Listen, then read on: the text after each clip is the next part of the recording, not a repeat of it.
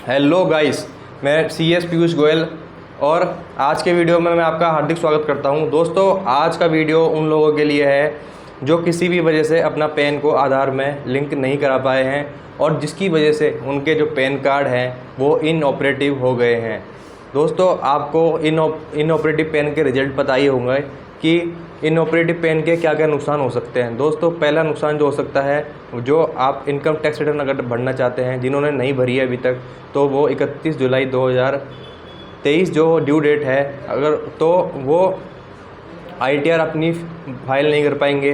और दूसरा पॉइंट ये है, अगर आपने इनकम टैक्स फाइल रिटर्न जो है फाइल कर भी दी है पैन को इनऑपरेटिव होने से पहले, तो जो आपका रिफंड बन रहा था, जो TDS आपका कटा था ड्यूरिंग द ईयर, तो अब वो आपको में नहीं मिल पाएगा, क्योंकि जब आपका जो पैन है वो इनऑपरेटिव हो गया है, तो आपने जो रिटर्न फाइल की है वो प्रोसेस ही नहीं करेगी गवर्नमेंट। तो इस वजह से आपको ये बड़ी क्षति हो सकती है।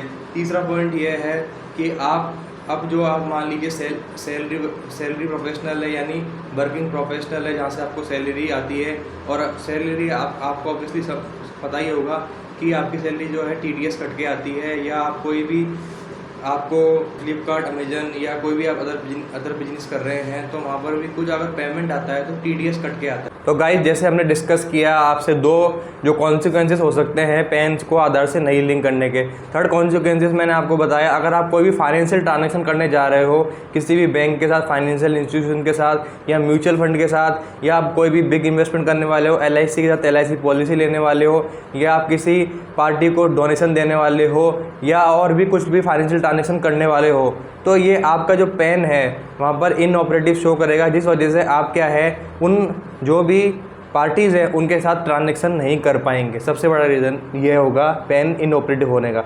दोस्तों, अब आपने मान लीजिए पैन नहीं लिंक कराया आधार से कुछ भी वजह के रीज़न की वजह से, तो अब क्या अभी भी ऑप्शन अवेलेबल है कि आप 1000 रुपये की पेनल्टी पे करके अपने पैन को आधार से लिंक करा सकते हो। बिल्कुल दोस्तों, अभी भी ऑप्शन खुला हुआ है, आप अपने आधार को पैन से लिंक करा सकते हो अभी भी।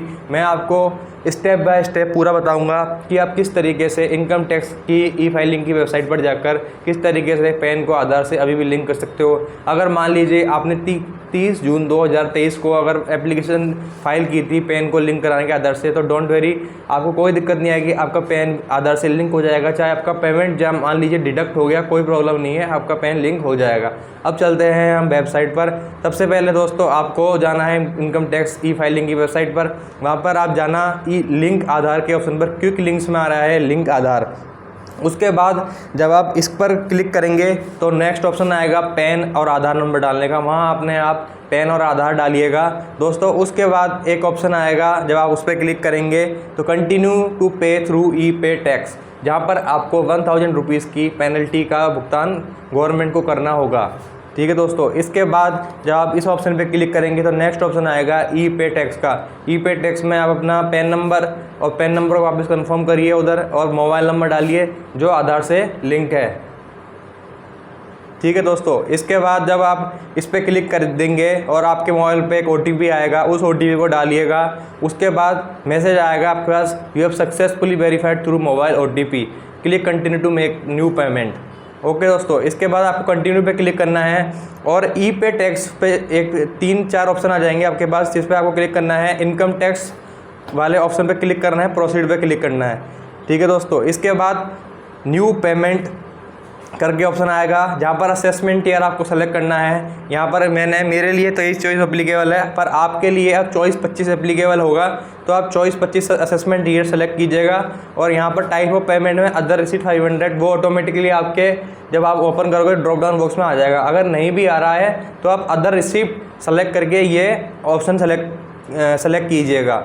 फिर अदर्स में आप 1000 रुपीज़ का चेक कर लीजिएगा कि आपके ये पेमेंट शो हो रहा है नहीं हो रहा, क्योंकि पेमेंट्स केवल अदर से ही पे होना चाहिए दोस्तों। अगर किसी अदर टैब में है तो आप इंश्योर करें कि अदर टैब में आ जाए ये। इसके बाद कंटिन्यू पे क्लिक करना है।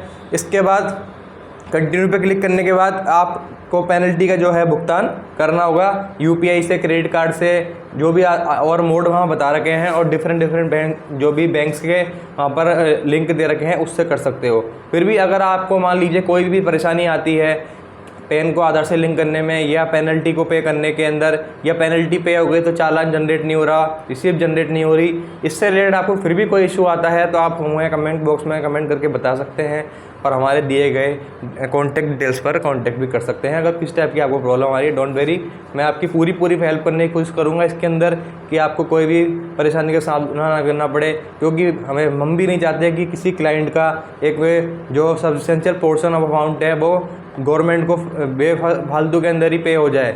ठीक है दोस्तों, अगर कुछ भी आपको परेशानी लगे तो बताइएगा। धन्यवाद।